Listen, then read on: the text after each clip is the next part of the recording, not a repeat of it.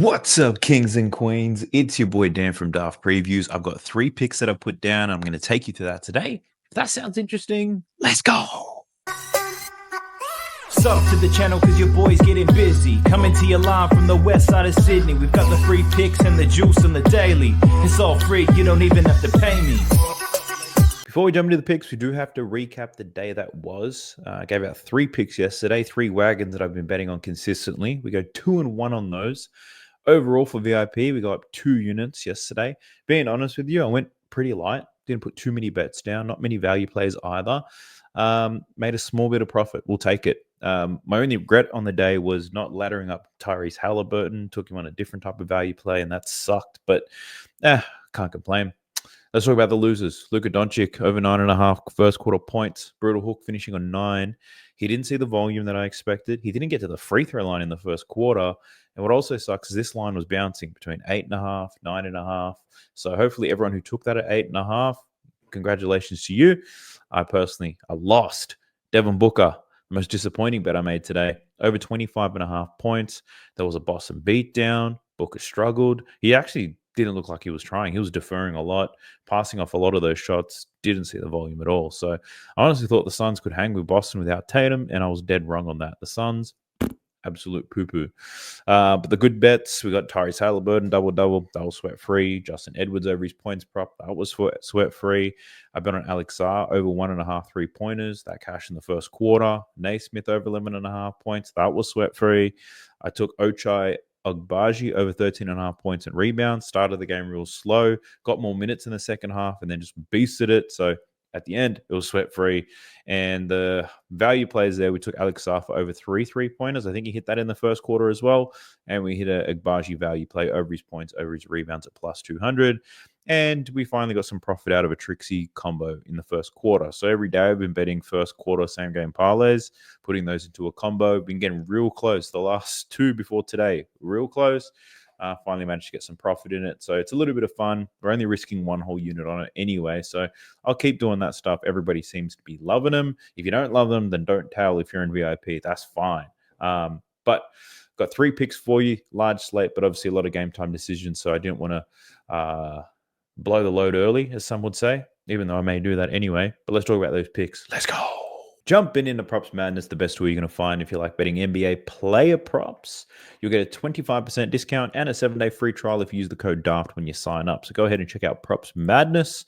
Now let's talk about it. The first pick I've got for you is in this Atlanta Hawks versus Miami Heat game. Pretty much a system play when these guys match up. And we're taking Trae Young's unders today. Taking his points prop, taking his under. I caught one of these 24.5s. Probably moves to 23.5, and if it does, I'd still play that there. You'll get much better odds for it anyway. And pretty much my reasons for this is simple. Trae Young about to run into the buzzsaw, Davion Mitchell and Andrew Wiggins. I think those two will be all over Trae Young all night. And Miami, pretty much the way that they play defense, they play high pressure to high usage guards, and they do well to limit their points production. We've seen this in all 3 games where Atlanta have played Miami this season. Check it out. In the 3 games Trae Young's played Miami, he's averaging 13 points per game. I did a deeper dive, looked at his field goal attempts. He's averaging 13 field goal attempts against Miami, whereas on the season he averages 18. And the reason for that is that high ball pressure. So they make life difficult for him and they get the ball out of his hands. I did a deeper dive to look at other high usage guards, especially since Andrew Wiggins got there. Now, since Andrew Wiggins got to Miami, it gives him another great perimeter defender. And what we've seen is Anthony Edwards, James Harden, Jalen Green, LaMelo Ball, Cade Cunningham, they all went under their points line against the Miami Heat. And that's because of the way that they play defense. So I'm expecting some of the role players here for Atlanta to get some buckets today. I don't know who it's going to be, whether it be Dyson Daniels, whether it be Karis LeVert if he plays. I don't know who it's going to be, but I don't think it's going to be Trae Young today. So I'm taking his under in his points. I've also got a value play on Trae Young where I'm taking his under in his points and I'm taking his over in his assists. So take a look at the assists. Same format, same defense, same team. Over in 2 out of 3, averaging 12.3 assists. The only game we went under his assist prop was the game where they got blown out by 22. He only had 13 potential assists in that game. That was a wash. But I think we see a closer game here. We've got a 2-point spread. And in these closer games, you'd imagine Trae Young be diamond up to everybody. So I do like his over in his assists. I was pivoting. Do I just bet the over? Do I just bet the under in his points? let's just go with the under in points today and value play the assist prop. So Trae Young, that's the first pick I wanted to share with you. The next one is a faithful pick of mine, another player that I've been betting on, provided the circumstances are met.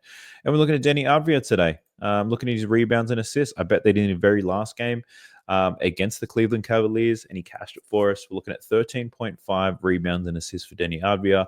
And the script for this is very simple. He's projected to play 38 minutes today. I'm being conservative, looking at games where he plays at least 35.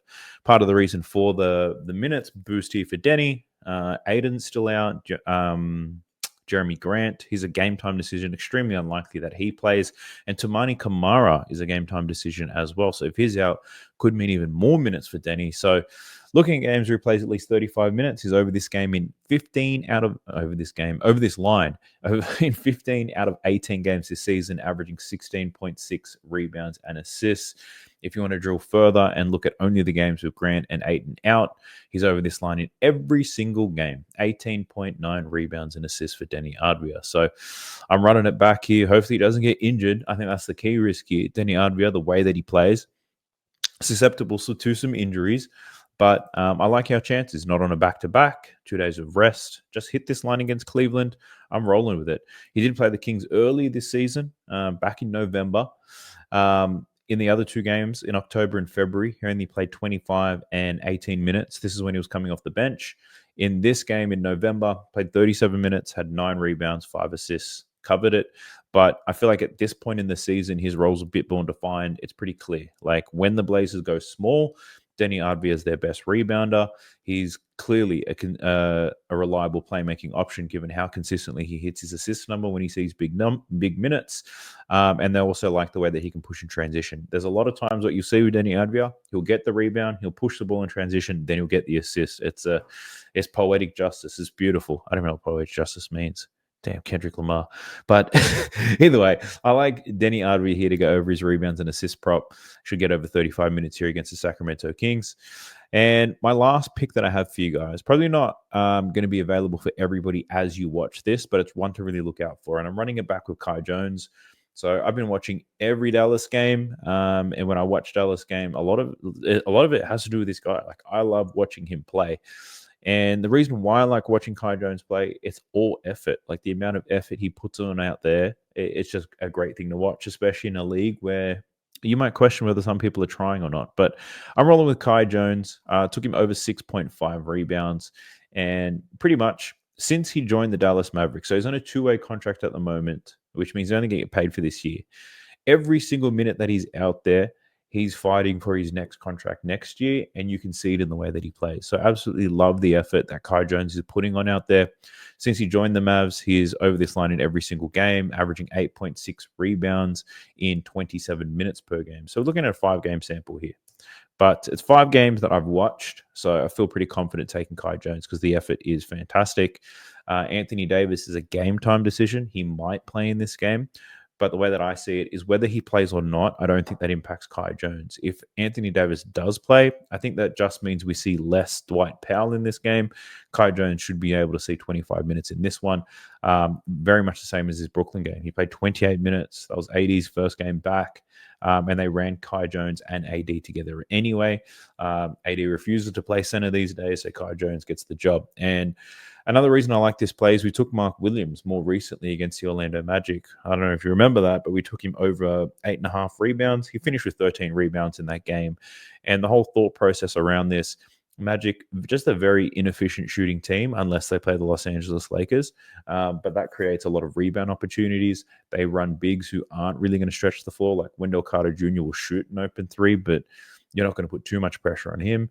If anything, we'll probably see Kai Jones helping on a lot of drives from Franz, a lot of drives from Banchero. And when he's in those help positions, he's actually in a good spot to get some boards. So I'm liking Kai Jones to get some rebounds today, over 6.5, decent odds at -110. It's available on 365, Pinnacle, Bovada, and Fliff at the moment. But I would keep an eye on this. A lot of books aren't going to have his lines out until Anthony Davis's status is confirmed. But for me, whether AD plays or not, I like Kai Jones to get some boards today.